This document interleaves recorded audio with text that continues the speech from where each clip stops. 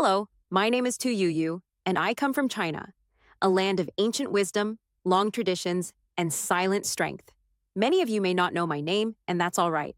For most of my life, I worked quietly, not for fame, not for recognition, but for one purpose: to save lives. When I was a little girl, China was a different world. Books were rare, and dreams even rarer. But I was always curious about the leaves, the soil, the bitter roots that grew near our home. I believed nature whispered secrets to those who listened carefully enough. Years later, that curiosity led me to study traditional Chinese medicine, an art passed through centuries. I didn't know it then, but that path would lead me to discover something that would change the course of modern medicine. In the 1960s and 70s, my country faced a deadly enemy: malaria. It was killing millions, especially children and soldiers. The world had tried many medicines, but the parasite had grown stronger. When I joined a secret research project called Project 523, I had one mission: to find a cure. There were no fancy laboratories, no modern equipment, and often not even enough money for proper meals.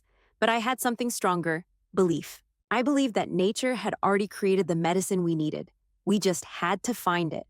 I began reading every ancient medical text I could find, more than 2,000 of them. One small sentence in a book written 1,600 years ago changed everything.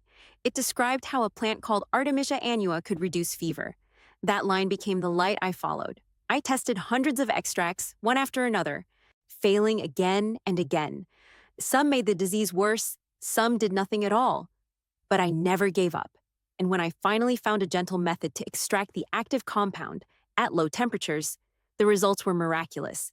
The fever dropped, the parasite disappeared. We had found a cure.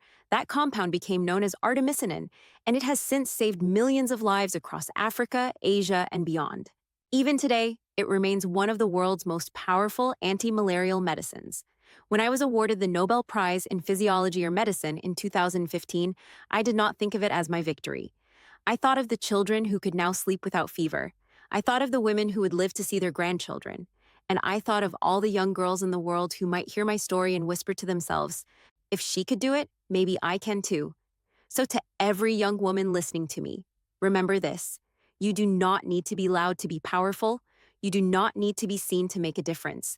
What you need is curiosity, courage, and patience, the quiet kind that grows stronger each time the world says no. Science is not easy.